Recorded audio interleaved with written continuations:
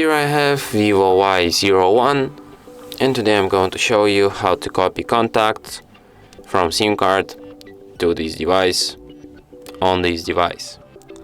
So firstly you have to go to the contacts application, then tap here, go to the contact app settings and select export, then select SIM card.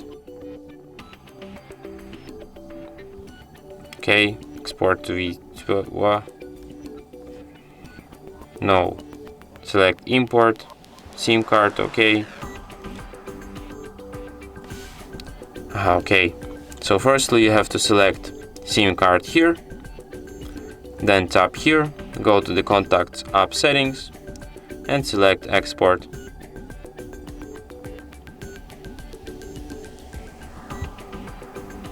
Okay, let's select import from SIM card, then select contacts which you want to save to your device.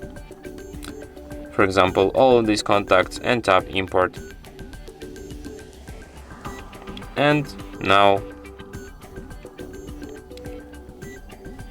these contacts will be saved to your device, as you can see.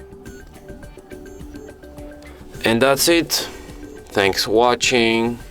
If you find this tutorial useful, don't forget to hit that like button and subscribe to our channel.